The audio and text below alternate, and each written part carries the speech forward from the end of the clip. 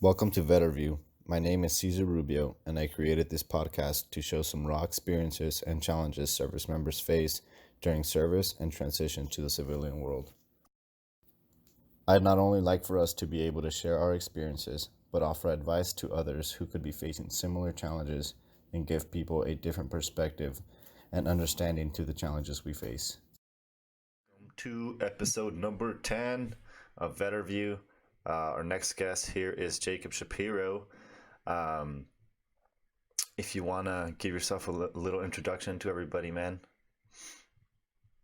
Yeah, hey, my name's Jacob Shapiro. I was in the Army from 2014 to 2018.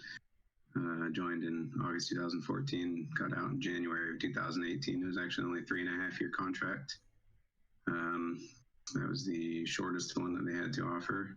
And, I basically just took that one because I kind of wanted to see if it was really something that I wanted to do. Right. I know once you're in, you're kind of just in. There's not really an easy way out. So, right. I don't think there is a way out to just, unless you go a different route, but unless you get like med-sept or something like that. Yeah. So you said it was 3.5 years? Yeah. Oh, yeah, the Army does weird contracts like that, huh? They'll do like a 2-year or something like that too. Nowadays, maybe? I don't know if they actually have to. Maybe nowadays, but yeah, when I joined, 3.5 was the shortest one they had to offer. It was between that and a 6-year contract, and I was like, I'm going to go with the 3.5. Was there any reason that you specifically went for the Army? Kind of, yeah. I had thought about going to the Navy, but honestly, I'd only ever gone to Army recruiters. Mm-hmm. I joined the Army because I had friends that had joined the National Guard that wanted me to go in with them. Right. My cousin joined the Army and straight out of high school actually. And then, I didn't do Marines because my dad was a Marine and he just he hated it. No. Also, he was also in like the 60s. So, it was a little different back then. Right. He was actually in during Vietnam, but he managed to stay stateside the entire time for his service. Wow. I think he was Marine. Yeah, he was reserves. So it was honestly just listening to people telling me not to join the military. They're like, if you're going to do it at all, try and go Air Force, Navy, or Coast Guard. But for whatever reason, I really wanted to do the Army. Right. And so, yeah, I just stuck with it once I decided that was what I wanted to do. Yeah, that's kind of what I tell people. If they're like, hey, do you think I should join the Marine Corps or anything like that? And I'm like, I don't know. Like, if you really, really want to go for it, you could. But join the Air Force or something. Something that you could probably pull more out of and is more like an actual job. You know what I mean? Instead of the military, even though you are joining the military. But I feel like it's more of a job. Right. I have yet to have an Air Force veteran appear, but so you said did you join the military for any reason? Was it just influence? No, it was just it was something that I'd been wanting to do since I was like 18, and I honestly just kept listening to people telling me not to do it. Mm-hmm. So I actually didn't end up joining till I was 23. I turned 24 in my AIT. No shit. And yeah.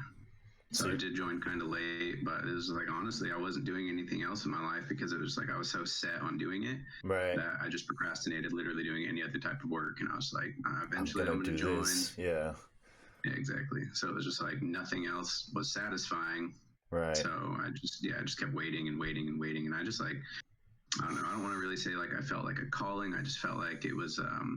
That was what you were kind of going to go for. Yeah. Yeah. Did you get to pick your job, or did you go in open, or how was it for you? Yeah, I kind of got to pick. I didn't really have a whole list of options. I went in with a waiver for my eyes. I have really bad vision, and they like already almost denied me when I was down at MEPS. Damn. They told me that I was going to have to go in for a waiver, and if I didn't get the waiver approved, they just weren't going to let me in. So I was like, all right, I'm going to do anything it takes. So yeah, I got the waiver finally, and so I was still very limited to what jobs I could pick. I was, it was really a lot of mechanical jobs were available, and there was a couple actually that I wasn't able to get as mechanic jobs. So I ended up getting a job doing it was quartermaster in chemical equipment repair, not necessarily the mechanic job that I wanted, but they told me that I'd be working in a motor pool, and I ended up getting stuck in a motor pool working on nothing but motor vehicles. So Yeah, I thought you were a diesel tech, honestly. yeah, no, everybody did. Like, what are you, 91 Bravo? I was like, Juliet. And like, what even is that? I'm like, exactly. So what does that job like, even honestly, do? I don't really know. They're supposed to work on like the water purification units, we had Oh, like water dog. Okay. Yeah. So I actually should have probably been put into a fuel and water platoon as their mechanic, but I ended up getting put in the maintenance platoon and just kind of working on their equipment whenever they needed it. And it was very rare that I ever actually got to work on my own equipment. Yeah. Because the equipment that I was assigned to. Because when we were out there in good old TQ, I just always saw you helping or working on trucks. I just always thought you were either a heavy equipment mechanic or a diesel mechanic. Because we were out there doing that shit. Yeah. I got to go out to the water site probably twice, and then both times I was there, they were just like, yeah, we don't really do anything out here. There's never really anything to do, and whenever there is work, they actually said that all the civilians did it anyways. Yeah. They were kind of just like supervisors, and I was like, all right, I'll just go back to the motor pool then. Yeah, it's like the KBR or whatever. They do most of the shit when you're overseas. It's those government contracts that they pay millions to. Exactly. Yeah, it's kind of insane how they pay a fuck ton of money to contracting companies when they train us to do those jobs, and then we get a shit salary. You know what I mean? It doesn't. Oh, yeah, that's awesome. It just doesn't make sense, dude. For me, at least. Oh no, it didn't make sense at all. A guy in my company got out of the army and went back straight back to where he had just deployed from, and went back as a contractor and made, I don't know, 10 times, 3 to 4 times the amount of money at least. Yeah, those guys make decent money. Yeah, it's not bad, but I mean, the risk is definitely there. Yeah, and you don't get to carry a gun, and you don't get to have your gear. I think it just depends on the company. I know the KBR guys weren't allowed to have weapons at all. No, but I did see them. They had their IOTVs at least, but they just, their body armor, they just didn't carry weapons or anything. So I was like, well, that kind of sucks. That does suck. You just got to sit in a bunker and let it go. Yeah, it just depend on the Marines and soldiers out there. That's wild shit. Yeah, exactly. Yeah. Would you say that you got anything out of that MOS that you were doing? Unfortunately, no. I don't think I got really anything out of the MOS at all. Being that MOS specifically, like, a lot of people wouldn't even let me work on the wheeled vehicles. So I didn't really even get that experience because they were just like, no, this isn't your job. But then, like, when it came down to doing my job, I didn't even have the experience to do it. So, I was able to work on some things, but like, I was constantly, for the most part, just working on the wheeled vehicles when possible. Yeah, that's strange. That's so dumb. the way they take care of that shit. It's fucking stupid. And how would you say your 3 years went while you were in service? So you got to deploy once, right? Was that was the time that you deployed with us over there? Yeah. And you were stationed here in Washington? Yeah, I was down at JBLM, Joint Base Lewis McChord, out there in Tacoma. That was my first and only duty station. Honestly, the 3 years kind of went by slow. My first year at my unit, everything was great. I actually deployed my first year of the unit. I showed up there in March. We left in November. That's right. End of November, yeah. And it was, I'm at least glad that I got that deployment because that was one of the main things I wanted when I joined. I was like, I want to deploy. I at least want to like get one deployment under my belt and just get the full experience, And, so I was happy to have deployed. I didn't really feel like it was kind of weird, like just being there. I never really knew like what our mission was. We were just like in Iraq. There's just a lot of stuff that was like, here's where we're going, but reason unknown. That's fair. I would say that we were just there to kind of. This is just what I'm thinking. It's not anything that we were really told, but we were a part of that campaign, right? Operation Inherent Resolve. But we were just supporting the Iraqis. the Iraqi military with airstrikes. We were basically there to kind of just protect the contractors. Yeah, I think so. I think that was the whole mission. It's just to make sure the contractors are safe and I guess be quick reaction force for the SEALs and the Australian Special Forces whenever it was needed. But that deployment, was there any experiences there that would you say potentially affected you? Yeah, I think so. I actually had, when we first got out there was a staff sergeant. I'm sure you remember him, the one that was kind of in charge of our platoon. I don't really know if I want to like drop his name, even though I hated the guy. Yeah, you don't have to if you don't want to. I mean, I'm fine doing it. Do it. Yeah. Okay. So he was Staff Sergeant Rudiger, and he got promoted shortly after we got home. But yeah, that guy actually told me once we were going over there that his plan was to make my life hell. He told me he hated me and he was going to do everything he could to just make things horrible for me while I was there. Wow. And I just remember, yeah, like there's just like certain things that I remember about this guy, like that did make that deployment and my time in the Army, just like back in that platoon, because he was with me the entire time I was at that company. He never left. Really? Was it that one white dude? Yeah, the guy that always had a dip in his mouth. And, yeah, he's kind of a kiss ass. Oh yeah, he was a huge kiss ass. Yeah. So yeah, we show up there.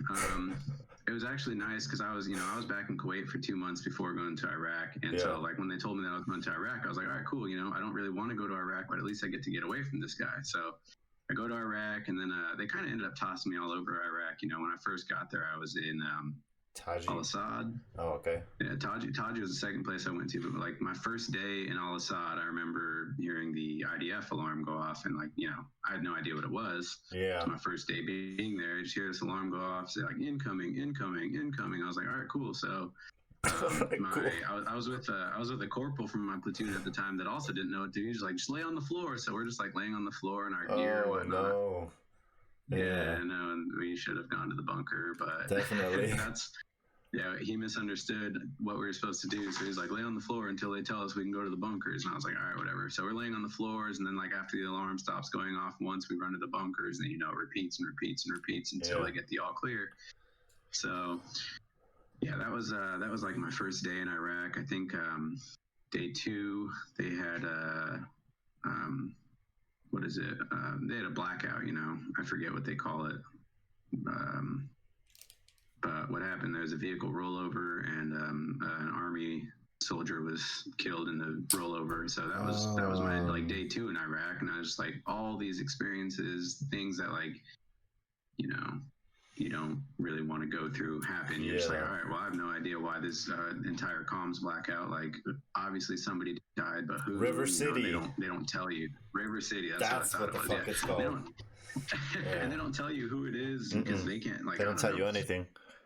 Yeah. So the internet's down. I'm just like, great. I can't call home like I normally would to let people know that I'm safe or that I'm doing all right, because they had those little internet hotspots you could go to. And they just made sure nobody was active. And nobody was out there. Exactly. Yeah. So I was in Al-Assad for a week. I moved to Taji, and I was there for about a month. And I think about 25 days. So 25 days into being at Taji is when the rest of my platoon came out, and of course he came with them. And it was when he got to Taji that he told me that it was as we were actually getting ready to leave, like we were waiting for the bus to take us to the airfield, and he was like, I hate you, Shapiro, and I'm going to make sure your life is hell when we go there. To TQ? Taji, is that when you guys were about to go to TQ? Yeah, because being in Taji, people actually they didn't really know where to place me, because I was actually just waiting in Taji for just to go to TQ. So right. They had me like go down to the motor pool there, and then the guy that was in charge of their motor pool there, which was Sergeant Ashley, who ended up coming out to TQ with us. You might have remembered him as well. I believe so. Yeah, he was just like, oh, you're going to TQ? Was that younger dude, right? Yeah. He was like, dude, just relax. He's like, that place is hell. Just relax. Like, I'm not gonna put you to work too much here. Like, you're gonna be doing plenty when you're out there. I was like, all right, cool. So I didn't really do a whole lot. He honestly told me like that I didn't actually have to come into work because there was nothing to do for me. So it just happened to be the one day that I didn't show up, though, that my first sergeant decided to go do like maintenance accountability, and was just like, well, where's Shapiro? And they said that I never showed up, so I got in trouble for that. Wow. That's fucked up. Yeah. So when it finally came time for us to leave, Staff Sergeant Rudiger comes out and is just like, I hate you. I'm going to make your life hell. And I was like, all right, cool. This is going to be great. So we ended up going to... Great. Yeah, so we go to TQ, and like within about a week of us being there, I just remember, we all had our bunk set up. It was like him, and then there was like an NCO next to him, and then another guy from my platoon on the other side of him, and then me. And then I actually had another guy above me as well on the bunk above me. Mm-hmm. And so one day we were like, we're getting out to go to the motor pool, and we got all our gear on and everything. And I step outside into like that gazebo that they had up there, and he comes up to me and it's just like, he just starts yelling at me, spit flies out of his mouth when he's talking to you. So of course I probably got some in my eye. Sure. He's just like, Shapiro, like, you need to go back in and make your bunk. Like, I saw it, it's just disaster. And I literally only had a sleeping bag on my bunk. So I go back in there and I'm just like, all right, let me flatten out my sleeping bag. Yeah. I look at the bunk next to me, destroyed. I look at the bunk on the other side of his, destroyed. I look at the bunk on top of mine, destroyed. And I was like, all right, cool. So you only came out here and targeted me, but whatever. I'm gonna let it slide for a little bit. And then so we get down to the motor pool, and it didn't take long for him to like say something else to me before I finally was just like, look, why do you have a problem with me? Like, yeah. You're always told not to talk to your NCOs in a certain way, but I was like, no, this is ridiculous. I was like, why do you keep targeting me? Like you specifically this morning came out and you targeted me about the bed thing. You said my bed was a disaster. Did you even look at the bunk next to you or on the other side of you? Or how about the one at eye level above mine that you specifically just came over? You ignored all of those. You only looked at my bunk. Like, what was up with that? Like, she's like, oh, I didn't even realize that I was doing that, blah, blah, blah. I was like, all right, whatever, he's just like, oh, I'm sorry, Shapiro, I didn't realize I was making it that hard for you. I'll calm down a little bit. And so, it was just like, things never got better. They got worse. There was, we used to drive around in that Ford F-150 in Iraq, and we used to always just like leave our gear in the back of it, like our weapons would be hung up in that little shed we had with our gear. Yeah, you probably remember this story. He came in, and I think one of the other people from our platoon ended up having to take that truck somewhere, and he was going with them. And he gets in the truck, and she like starts it up, and she was like, "Oh, Shapiro's gear's in the back. I should like tell him to get it out before we take off." And he's just like, "No, just leave it. Like let him get killed, and we'll just tell his mom. We'll just send him back home in a box and tell his mom that he was just yeah." And they're just like, he just kind of brushed it off like it was no big deal. Just like, we'll just tell his mom it was his own fault for being incompetent or something like that. And I was like, wow. So she was just like, nah. She pulled the truck over, came in, had me get my gear out, and then she like told me what he had said. And I was like, man, this guy really does not like me. Damn, dude, that toxic ass leadership. Exactly. Jesus. Yeah, and it was always like that.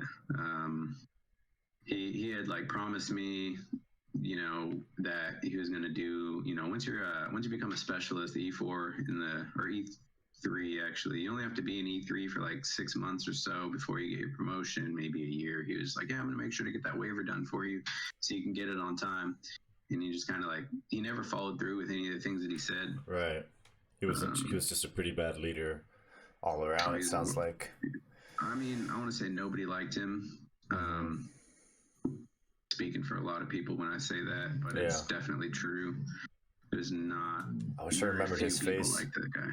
I don't remember his face, to be honest. I envy you. Yeah, I can't forget his face. Well, I mean, I can't. I mean, I obviously with what you're saying, I can't imagine you being able to forget that piece of shit so easily. I'm guessing he's probably still on the army, fucking up the retention. I imagine so. Obviously, yeah, because that's how. Strangely enough, that's how the military works when it comes to. And I'm not saying there's like nothing but terrible leaders, because I had some great leaders in the Marine Corps, but there was also obviously the bad ones. But that guy just sounds like a fucking terrible one. Like, jeez, dude. Oh, he was like the worst. He was the worst. He was a platoon sergeant for a while too, so that was nice. Yeah, I bet. Sounds like it'd be a lot of fun to have that guy to be in charge of you guys. Do you remember when we got hit real bad? Yeah, after that sandstorm. Yeah, I called that shit that day, dude. I remember calling it that day. How many rockets was that? It was a lot, right? I know that they actually shot down 2. Oh, they did actually shoot down 2? Yeah, the phalanx. You remember there was a generator out by one of the... I heard it go off, yeah. One of the ECP, was it? That was... I forget what the entry points were called. I think it was ECP. But there was one of the generators actually had shrapnel go through it. Yeah, we had it at the shop. Yep. Yeah, I remember that. Nasty hole through it. It's like, wow. If that was someone's flesh, that would have gone straight through them. A piece of shrapnel actually hit one of the ballistic glass on one of our towers with some guys in it. Yeah. Oh yeah, I heard about that one too. Yeah, I actually didn't hear that they shot down 2 of them. That's wild. Yeah. It was a few though, huh?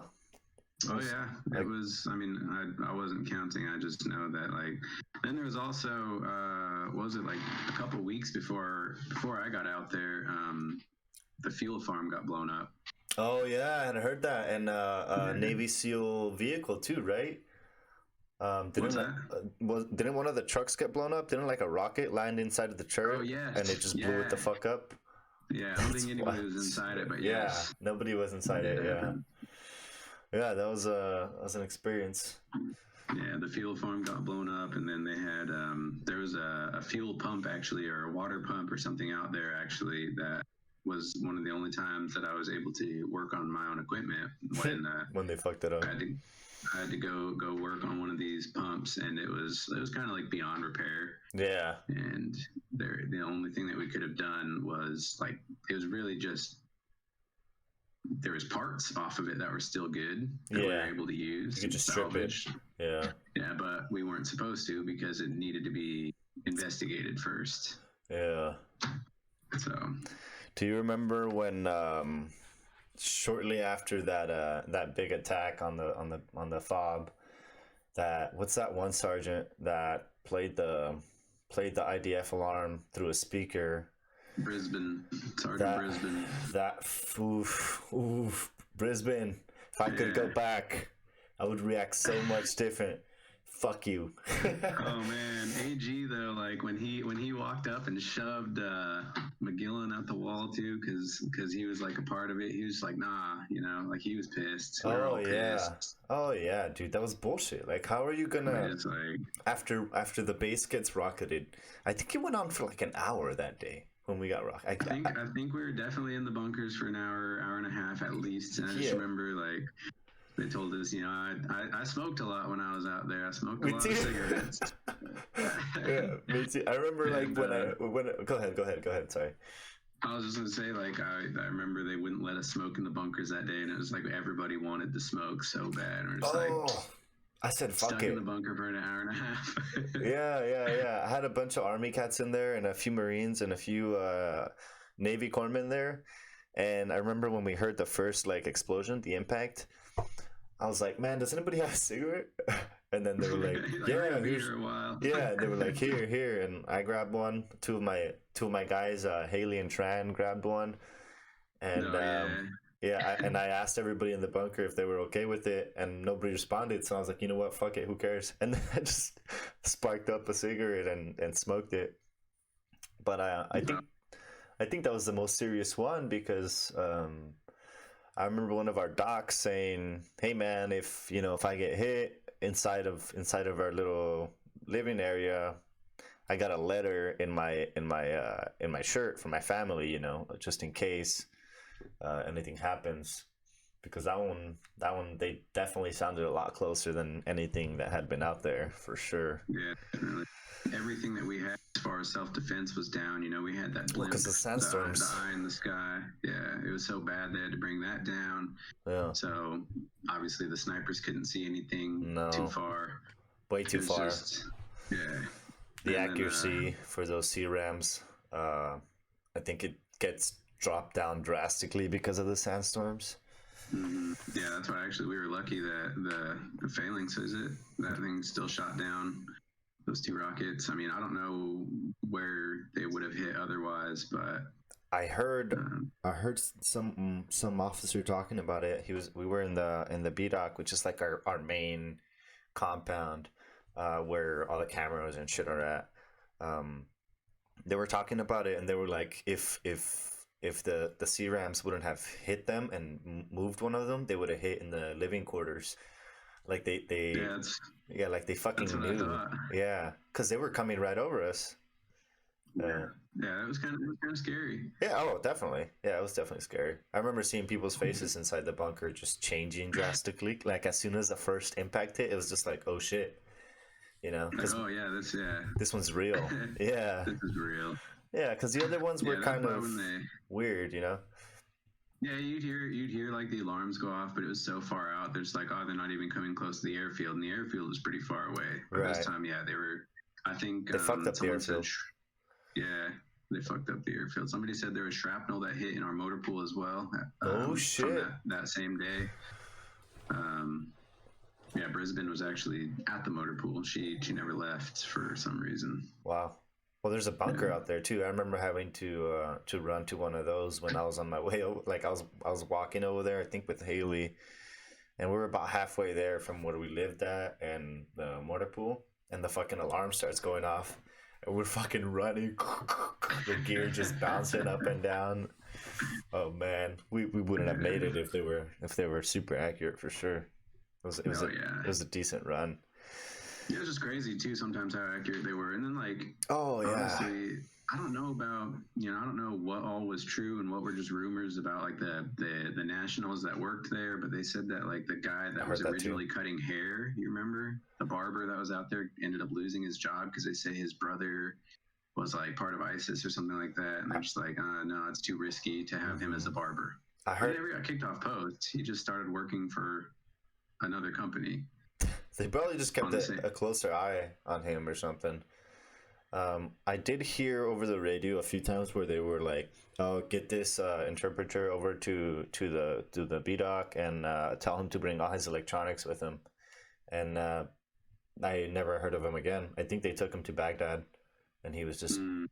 I think they just, I don't know, arrested him or something. I don't know if you ever remember this, but they had mentioned that there was somebody on base with a vest on. Did you ever hear that? I did hear something about that too. It was fucking late as fuck. I remember we were all sleeping. It was like, I can't remember. Sometime at night, maybe 1, 2 in the morning.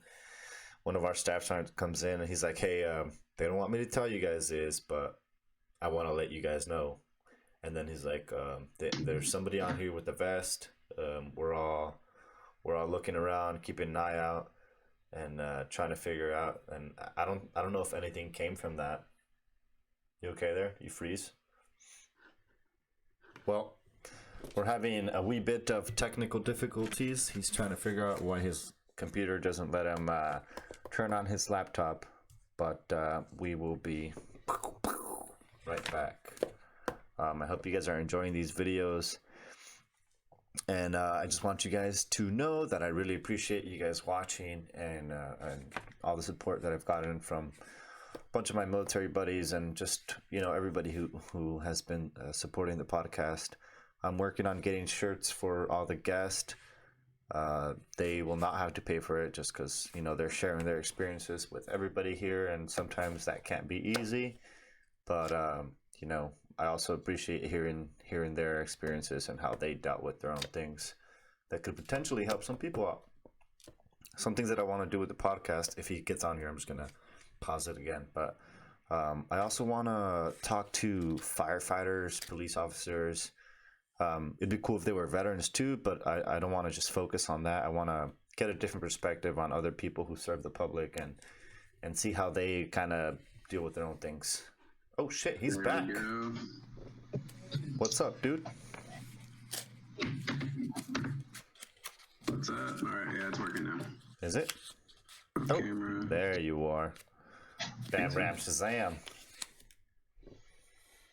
And we figured it out, ladies and gentlemen. We are back. I think. Yes. Yeah, we're good. We're good. We are good. All right. Where were we? Just been playing a terrible joke on us. Yeah, you were talking about that guy that had the letter.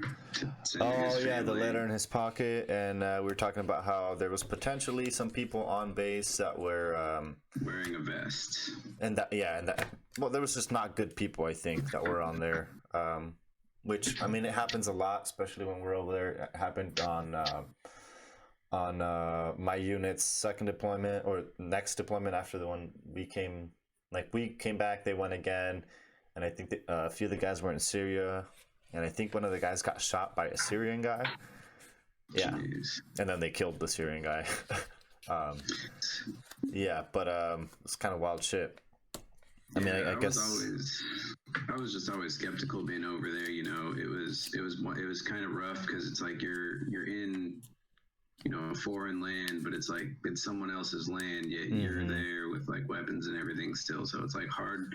It's just hard for me to trust them, unfortunately, because my cousin got killed in Afghanistan back in 2011. Oh man, I'm sorry. And it was a similar situation actually. He was on a post, and they had these like Afghani forces, bodyguards or security guards, and it was actually one of those, the Afghan security guards that shot and killed my cousin. Damn, dude. It was like another thing that I heard about. The same situation happened recently, a couple of years ago, and it's just I've been hearing like more and more stories like that where the security guards that are supposed to protect the U.S. soldiers end up killing them, or at least working side by side. You know, not necessarily protect them, but just working with them. They, I guess they're working. They're two-siding the team, and you know, you kind of try to trust them because that's kind of what we're there for, to try to not trust them, but just try to make a bond and help each other out, help them make their country a little bit better, because to be honest, it's not the best place to be at. I don't think it's not a pleasant country. You know, they might like it, we definitely don't enjoy it. Unfortunately, that's just, I guess, the mission of the U.S. military at the moment.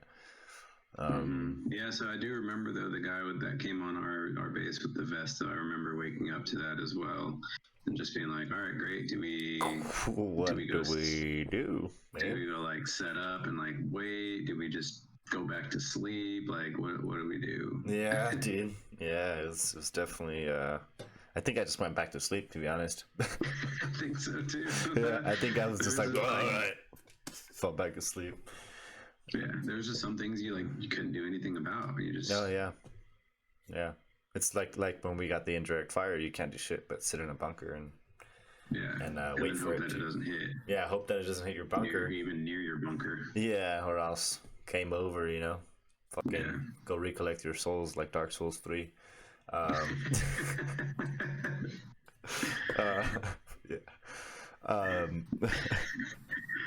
So they even told us like the bunkers aren't gonna help you. No way. Like, even if it hits near, you're gonna die. It's just your body will be intact for them to recover it. Yeah, it's kind of like the EOD suits, you know.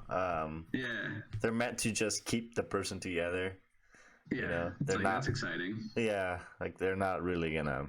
They might protect you from small shit, but from the shit that they deal with, for the most part, I think it's some big explosives. It'd be cool to have an EOD technician that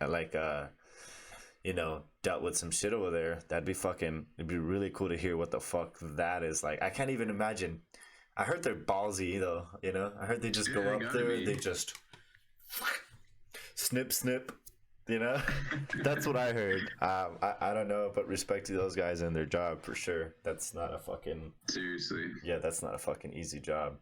And how long is your guys' deployment again? Isn't it 9 months? Yeah, we were there for 9 months. Yeah. And when you guys were transitioning back to the States, where did you guys stop at, or how long was your whole transition process? It took them a while because we had troops spread out throughout Iraq, different bases in Kuwait. You know, we had people in Taji, TQ, Al Assad. So did we, yeah. I'm trying to remember the other names of the places that we went to. Erbil, Baghdad. Baghdad. Yeah, we were in about 5 or 6 different places in Iraq at least, and then 3 different bases, I think. right? Yeah, 3 bases in Kuwait. We had. Oh yeah, what's that big ass base? Camp Beering. Yeah. Camp Eric John, and then the other one was an Air Force base. I can't remember the name of. It's not Al Jaber. Some people. What was it? It's not Al Jaber. No, that's we had people there. It was something else weird. I can't remember the name, but yeah. So it just took a while. We had to have everybody come back to Camp Beering, is where we started, and then where we left from. So once everybody made it back to Camp Beering, then we were able to kind of start getting everything together, making sure we had everybody and everything, shipping things back. We had a couple people come home early because actually, one guy, once we got out there, he almost died. He just got really sick. They sent him to a German hospital within the first couple months of our deployment starting, and he ended up getting sent home. Wow. And then so we made it back. We all got back home in July, real early July. I think we finally made it home. July, 2016. Do they send you guys back in separate groups? They do, right? No? Just all of your unit in one hit? Yeah. It was just because we were only out there as a company. So we were just able to send back just our company home. You weren't a fucking whole battalion like we were. Okay. Nah. Yeah. We sent our whole battalion out there. So you guys were just attached? Were you guys attached to us, or how did that work? I think so. Yeah. Yeah. You guys were just working with us. Yeah. Which is why we were even there in the first place. Why we were just a company, and then we were there to be I guess more or less just support. Right. That's why we had the maintenance platoon. We did have the water and fuel was out there as well. They were the ones that were out in the fuel farm and the water farm, I guess. Whatever the fuck it's called, yeah. So, how would you say it was getting back to the States after that first deployment? Oh man, it was just I remember we flew in somewhere in I think it was Maine, but it was yeah, probably Maine. I just remember landing and being able to get off the plane, and it was just I've never actually witnessed people get out of a plane and kiss the ground, or but people actually did do that. They were just so happy to be home, and it honestly was a relief. Just once the plane landed, you're just oh man, I'm back. I'm fucking finally back. Yeah. It just they always say the last however many couple months just go by the slowest, but honestly it was the whole deployment it just kind of seemed slow. There was definitely some perks of it. There's some fun parts. I remember we were all just super busy playing Mario Kart. Yeah. Playing Risk. Playing Risk for almost days. Fighting each other. Yeah, every game we'd play, we'd find out more and more rules. Just dang, just made up as rules. Breaking tables, almost beating the fuck out of Jesse. He just comes in with a hammer and smashes our table. Yeah, I was gonna lose my shit with that guy. Oh my god, he really knew how to push the buttons for sure. Oh my god. Yeah, I still talk to Jesse though. I like that guy now. He's cooled out. No, he wasn't bad when he wasn't a douche. When he was a douche, he was just a douche. But when he was cool, It was just how it was. And it's fucking nothing but young guys and testosterone, and we're fucking all out there just working out, and that's tensions build up. That's all it is. That's all it happens. Yeah, you're just trying to find stuff to do, and it's there's nothing to do, and just make things up, or just we're just playing games sometimes, and it's just then you get in trouble for doing that, and it's well, what are we supposed to do? Give us something to do, and we'll do it. Yeah. That was wild. And did it feel strange for you being back? Was there anything weird? Was it just, I mean, obviously besides actually driving a car on the highway and getting to do normal people things.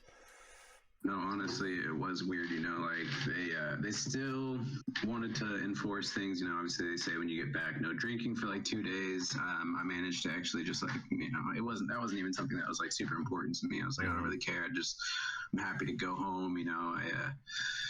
Just like I had an apartment to go back to, and it was just like nice being able to sleep in like your own bed, silence, not have to worry about waking up. Good food. Like good food. I wasn't super like weird about like trying to like wake up and automatically look for my rifle. Still, I wasn't like honestly that as soon as I was able to store my rifle, I was like, all right, cool. I don't need to worry about it anymore. Yeah, it's put away. Yeah, same for me. I was like, I'm not even concerned now. I was like finally able to sleep. Yeah, it was really nice being home. I remember our ceremony was actually pretty cool. We all walked into like this gym, and once we got into the gym, they had this huge curtain, and then there was like on the other side of the curtain there was like one speaker, and they were just like talking for a little bit. We were able to hear him, and then they like moved the curtains aside, and there was like bleachers full of people that just like ran out to us as soon as everything. Wow. So it was pretty cool. That is fucking cool. Yeah, we were all just like standing there in a formation, waiting for the guy to be done talking, and then to be dismissed on liberty, basically. Yeah, like finally like go home, and it was late too, so it was just I don't remember like what day we got back, but yeah, we didn't have to go to work the next day, so that was nice. And we had like a 4-day weekend automatically. So damn. Yeah, that's fucking cool, man. It was just so refreshing, just relaxing, comforting to just be home. Yeah, don't have to wake up to paladins shooting overhead. Yeah. Do you remember that airstrike at like 4:00 in the morning?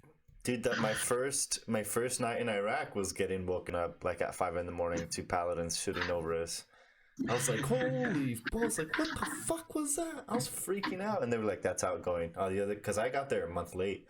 I was in Jordan. Yeah, because your first time hearing the paladins, you don't know if it's incoming or outgoing. No way. Like, what did I just hear? Really loud explosions. I woke up so fast. So like, whoop, so fast. It was fucking ridiculous. I shit myself, to be honest. Yeah, it was an experience. And when you, whatever the fuck that was, when you were, so you got back to the States. You did the remaining time of your service, right? And when you were getting close to getting out, how was your leadership about your transitioning process? Did they allow you to get set up and shit like that? I feel like yes and no. I learned a lot about my leadership, and just like they say they don't play favoritism. They always do. They do, yeah. I was in with a guy that was like they would always let him go do like just regular classes at school. Like he was training, he was doing classes to become a firefighter. Nice. And they would just like let him go do his classes and everything. He ended up getting like I think he might have gotten an associate's or at least some kind of degree, and using like not his GI Bill, but whatever it was that you're able to use while you're in. Yeah, to go to school. So he was like going to school while we were working, and he would just like leave sometimes. And it was just like, there were things like that they did for some people that they just like wouldn't do for everybody, because it was like, well, we can only have so many people gone at a time. But they definitely let other people have more privilege than other people, really. It was I was still able to go to all my ACAP classes and everything, but What's ACAP? They were pretty. I don't remember. It was the Army something. Oh, okay. Also, it was basically just the transition process to get out. Like, yeah. The seminar bullshit.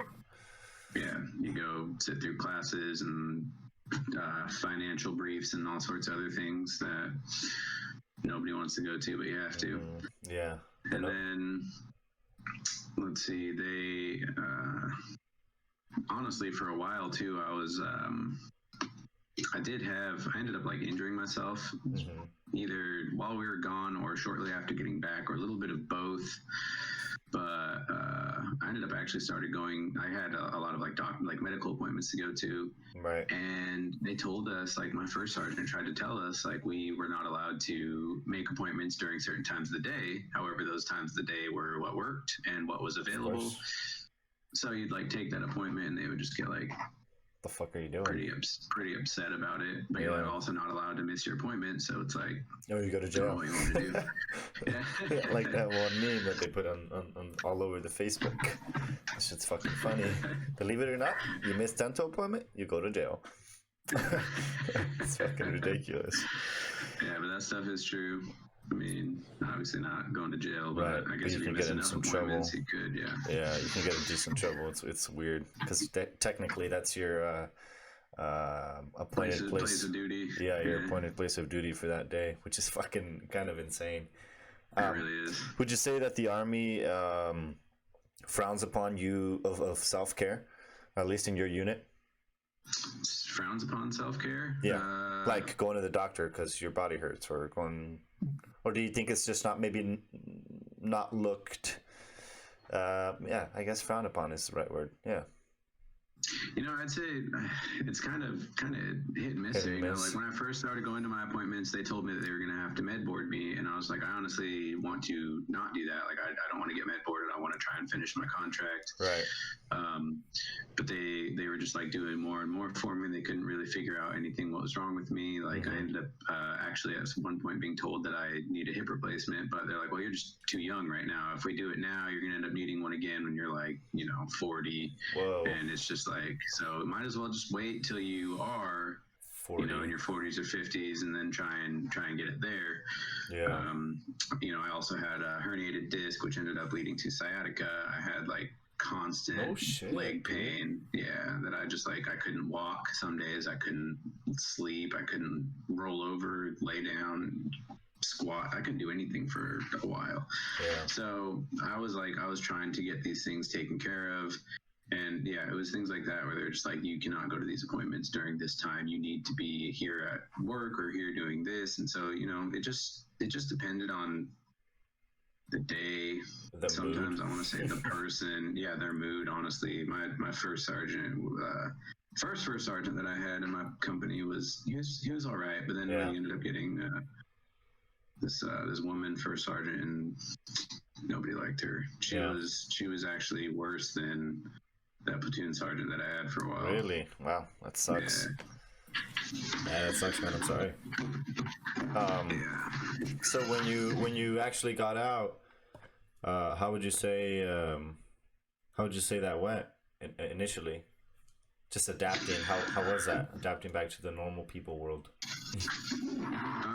See, honestly, actually wasn't bad. The first thing I did was grow a beard, and of course. Yeah, things just kind of got better from there. Yeah. No, when I actually got out, I was offered a job like immediately, and the pay was great, had benefits, 401k, just literally everything that a person needs to survive. And I was like, yeah, this is great. I'll definitely take that job. I would have been making close to like $4,000 a month from that job alone. And I was like, yeah, that's really not a bad starting job out of the military. So I took that job. I actually moved out here to Port Angeles, immediately bought a house, and the company went under in 6 months of me working there. Lost my job, wasn't receiving pay, and just had to go look for something else. So initially, my transition was just easy, super smooth, out of the military for 2 months and had a job. And it was just like, things are perfect. And then once that job kind of went under, everything went under, because after that happened, I had to go just, find another job. I went and got this job actually doing HVAC. I was installing the, just the units in like, people's attics and under crawl spaces and all the ventilation and everything. And that was my job. It took me 3 days of working there before I ended up in the ER because of my back pain. No shit. And so I was like, well, I cannot do this job. I was in the ER one day, and then the next day they told me like, they don't think it's going to work out for me there. Yeah. And so, I lost that job. And after that, I was just like, that's when things kind of started to get a little scary for me. I was just like, I don't, you know, I definitely need a job. I need some way of making money. I, at that point, started just going to school. I was like, I have no other option but to use my GI Bill to take the money to make that they some pay sort me of to money. go to school, to pay my bills. Yeah. So that was what I did. I used my GI Bill, went to school for a little while, and it worked for a while. Of course. Yeah, but then I just like, things just started to definitely go downhill.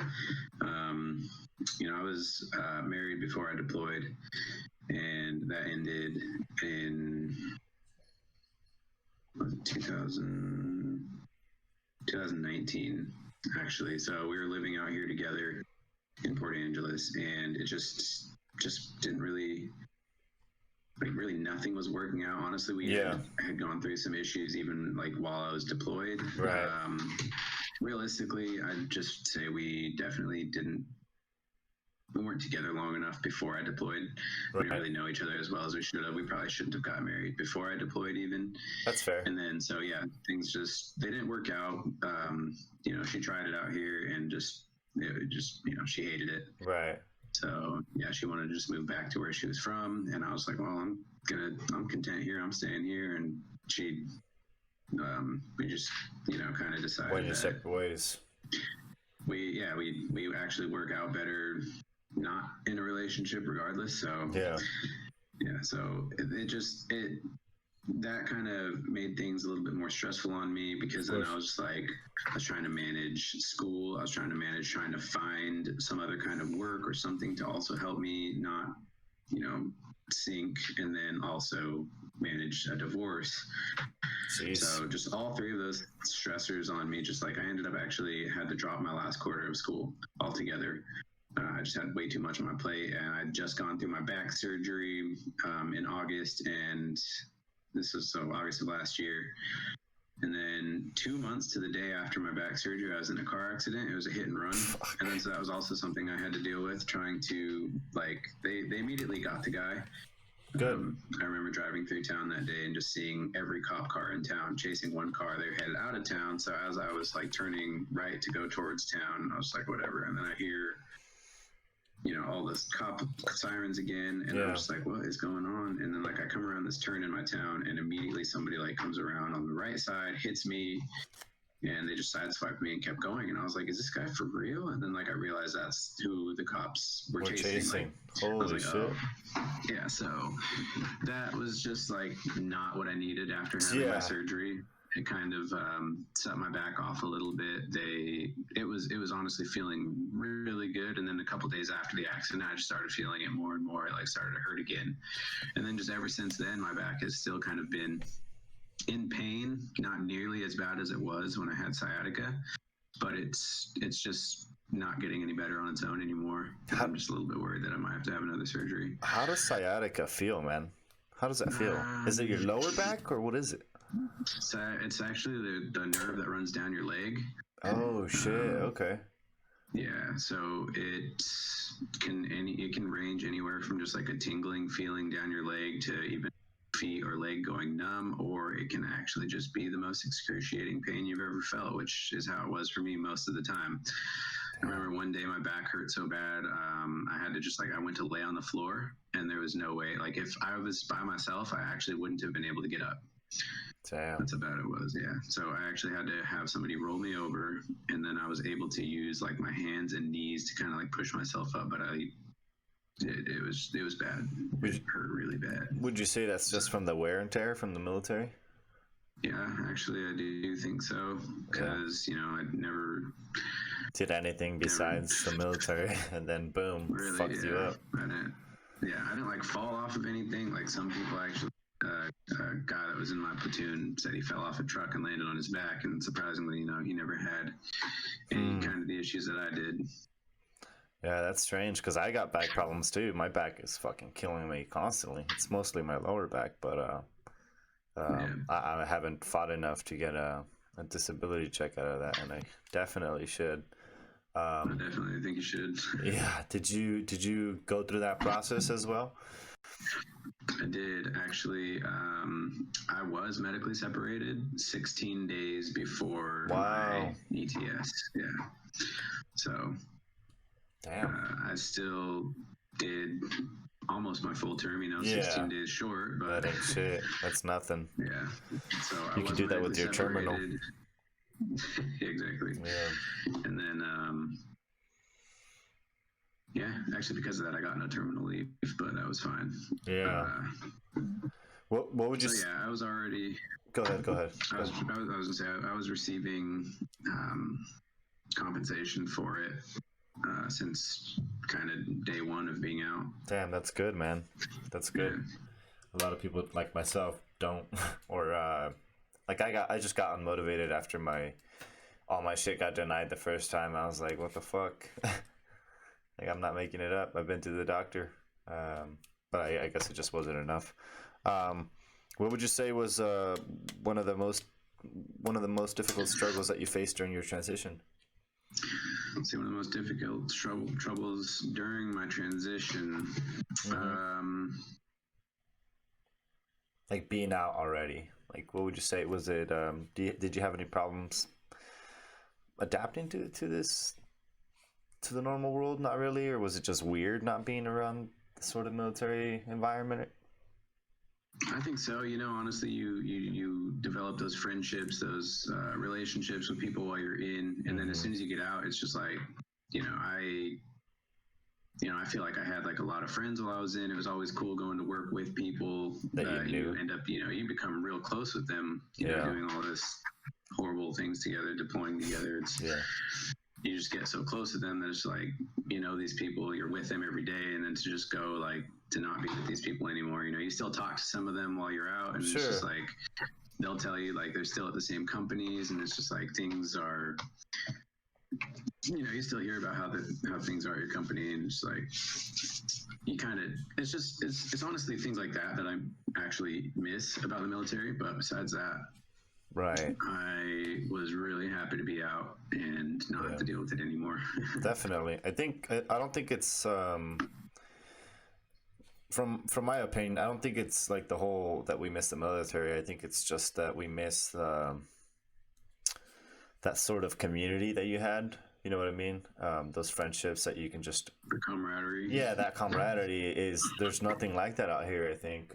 Maybe some jobs have some similar things. Like Alex on the last episode, he was saying that the wildland firefighting has similar camaraderie, that's the closest that he could get it to when it came to being in the Army.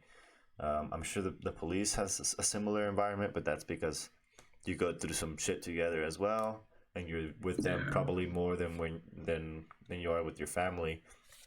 Just like in the military, where you spend that much time with the guys and gals, you form a bond whether you like it or not. It's kind of a forced bond, seriously. And then it's just there.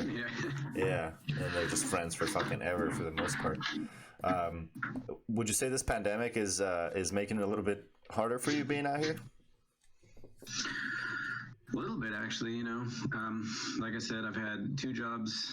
The first job that I got was right when COVID started, and I wasn't really working real close with, I was driving a van, but like I would just pick people up and, take them to doctor's appointments. So it actually kind of got a little bit more serious when it was just like, all right, I'm taking these people to doctor's appointments. They're going to a hospital where, that's where people with COVID are going and everything. Right. So it's like, at first my company was even saying like they didn't want people wearing, like they didn't want the drivers wearing masks because they don't want to like scare the clients into thinking like, oh, you're wearing a mask because you have the virus and don't want to spread it. And it's just like, that's not necessarily true. And then it got to the point where they actually enforced it, that the drivers had to wear masks. And then it also got to the point where they're just like, if passengers are not wearing a mask, don't pick them up. Like if they refuse to put a mask on, just refuse to give them a ride. Yeah. And if they get in the van without it and won't put it on, they actually like told us like, you can call the police and say they're trespassing. Wow. So yeah, it was company property. Yeah, so it changed drastically, and I was only there for like about 3 months. I started working at my other job in June. I started that job in March. So yeah, and then this job that I just recently quit, I started working there in June, and yeah, it was, you know, similar thing. My bosses didn't ever wear a mask, and there was times we'd be going into people's houses, and so it was like it was, you know, some people would like prefer us to, and then some people were just like, oh, I don't care if you do. And some people would be like, yeah, I never leave my house, so you don't have to wear a mask here. It's like, all right, but you're not worried. Like, I'm going house to house to house. Right. So yeah, some people preferred the mask, and then some people actually prefer that you didn't wear one. And it was yeah, there's a lot of different thoughts about it. Yeah. And would you say you would do something different when you while you were getting out of your service? Like, would you take different routes, or would you potentially try to set yourself up better? But it sounds like you were set up when you got out, right? Yeah, see, that's the thing that sucks, is like I was really set up when I got out. Like, this job had been like talked about while I was in the, you know, transition process, like going to all my ACAP classes. Like, my friend, it was actually his uncle that started the company, so, and he is from out here as well, so he was like, yeah, you know, there's a good job out there that we could both get. And I was like, all right, yeah, cool. So I was set up for getting out, and then it just didn't work collapsed out. on itself. Yeah. Damn, that's fucking bad luck, dude. Because I mean, you did your thing and you had it all ready, and you know, fuck. Yeah. Did you deal with any sort of like weird depression hits when you got out, or did you? Yeah. How was that? I did. Yeah. It was kind of difficult. You know, I actually started. I was just mad all the time. Yeah. Like, just a lot of things, just simple things would just like trigger me to just getting mad. And then honestly, that's actually even kind of led to where I'm at now with how employers treat me. I still just get like, you know, if anything reminds me of the bullshit, how things were when I was in the Army, I'm just like, all right, I'm over this. Yeah. And yeah, I was on medication for a while after I got out. I stopped taking it only recently, like within the last year. I stopped taking it, and part of it was because, like, to be honest, they would kind of slack on when they were supposed to send it to me, because they would have like two options. I could either go in and pick it up, or they would just like mail it to me, and then the VA just kind of took over and started mailing it to me. And there would just be like times and they wouldn't mail it to me, and so I would just be empty on my medication, and it definitely had like effect. Like, I had some side effects of, you know, coming off the medication when I'm not supposed to. You know, everything I looked up about the medication said to never just stop taking it, like you will like relapse. And so it was that was kind of the only reason why I got off of it. I think overall it like was actually just helping. It was helping my mood, my temper. I heard weird things about it. Medication. Huh? I've heard weird things about depression medicine, and how it like makes it worse potentially, and it could like I don't know. I haven't heard great things about it. I've heard some decent things, but mostly it's all been kind of just negative things about it. The thing that I didn't like about it is I felt that it was more just like it masked how I actually felt. Like it really just like, there was times that I would like still notice, like I was like, this would like normally make me really mad, but now I'm just, I just don't really care. So I was even made you more numb, huh? Like, yeah, I was just like, I can kind of tell it's just a mask. It's not really, you know, the emotion's still there. It's just, I just don't care about it anymore. And so that was one thing I was like, this kind of sucks. Like, I don't really like that. And this next question might not be like an easy one to answer, or even if you want to, but did you ever have any suicidal ideations? Yeah. Also trying to think of like when, but pre-medicine or post-medicine, or during? Did the medicine not do it? Yeah. It was kind of a little bit of both, you know. After the deployment, actually, I got into drinking heavily. You know, I did say that once I got care about drinking, but like, you know, more and more afterwards, like, as of course. I was home, I was just like, I did start drinking a lot more, and it kind of started to get bad to the point where I was in the backseat of a car one time. I was like really drunk. I always drank beyond my limit, and it was like my ex-sister-in-law that was driving the car. Mm-hmm. I told her I had to throw up, so she pulled over because she didn't want me to throw up in the car. And it seemed like we were on the freeway, so she pulled over, and as soon as she did that, I got out of the car and stood in the freeway. Like, and I was just like kind of trying to get hit by cars. I was like, I'm just over this. Like, it sucked. Yeah, like, fuck this. And so it actually took a while even from there before I got I'd say I actually didn't get on medication till I got out of the Army, till I got out of the Army, because I was still in at that time. And then, so what it really was that I finally was just like, all right, I need medication. Like, I need something. I'm just like not getting better on my own. I was at a traffic light one time, and I was approaching the traffic light. There was a guy in front of me that was going really slow, and the light was kind of far ahead. And there was a turn lane to the left of him that was like a really long turn lane that I knew I would have actually had enough time to pass him in it, because it hadn't officially turned into the turn lane yet. So I get into that lane, I go to pass him, and as I pass him, he flips me off. I get in front of him, and I start slowing down because the light had turned red and I was coming up to it. So then he passes me, and that kind of like made me mad. Of course. I tried to like accelerate, but his car was faster than mine. So then like I went to pass him again, and then he just wouldn't let me in.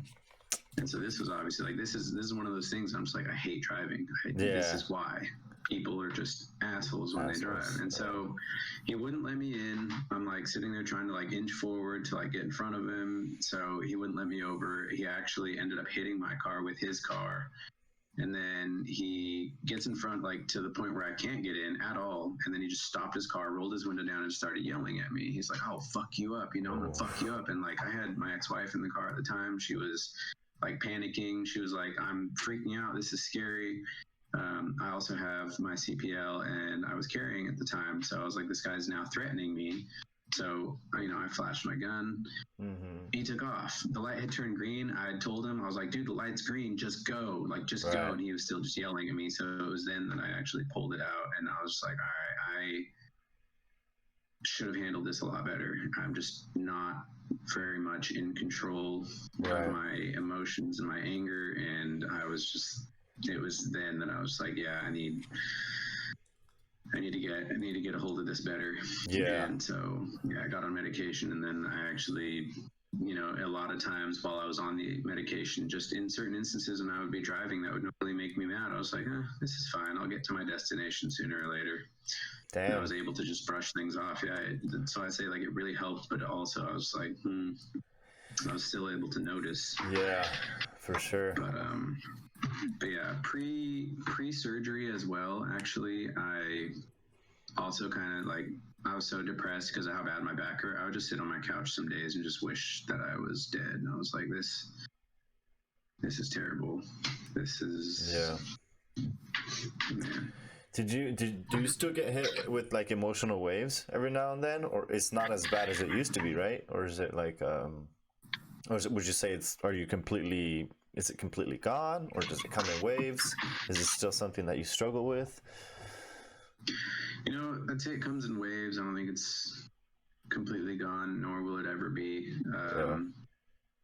A lot of times, whenever I do get into like these last two jobs that I had, that I was just like, when I first got into the second job, I told them that I was like leaving my other job because I didn't like the inconsistency of their schedules. I didn't like how they would like, they actually didn't micromanage me, but they would just call me every once in a while, and just like things would change just so suddenly, and that just like started to irritate me so bad. I was like, I just want consistency. I'm looking for consistency in a job. I'm tired of like not knowing when I'm going to start my next day until the day before. So I need like a full on week, at least a week ahead schedule. So I was telling them things like this, and they were just like, okay, yeah, well, we can assure you, like, once you get licensed as in pest control, you will have like you can choose either 8 to 4 or 9 to 5, and your routes will be all set up for you.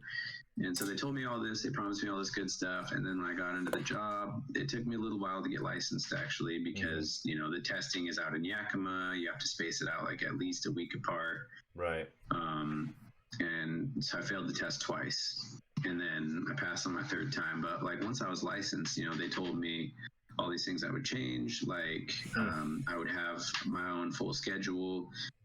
And just nothing that they said, actually, they didn't stick with it. Yeah, just false promises. False, yeah. And then I was like, oh, that's just, you know, tired of false promises in the military. I'm just like, it's just like whenever I get any kind of false promises with a job, I'm just like, fuck you. You lied to me. Yeah. And I don't want to work for you anymore. That's kind of why I quit Tesla, to be honest. Yeah. Yeah, they had told me I was going to be a service technician there, and then they put me behind a desk, and I was like, wait, I think I remember you telling me about that, yeah. I was so upset because I was so excited to work at Tesla. I was so excited, and I just got bummed out. I was just like, fuck, this sucks. I really wanted to work on those amazing cars, but they, we'll call it catfished. They weren't very yeah, they should have been up front, and I would have appreciated the honesty, but there was no honesty. It was just like, this is what you're gonna do. We hired you as a service technician, but this is what you're gonna do. I was pretty bummed out, to be honest, because I was super excited about it. When you were going through those darker moments of your time, what would you recommend to somebody who's going through those similar things to take actions? Get a cat. Get a cat. Yeah, cats help for sure. We just got 2 of them. Get a cat, just something that's affectionate.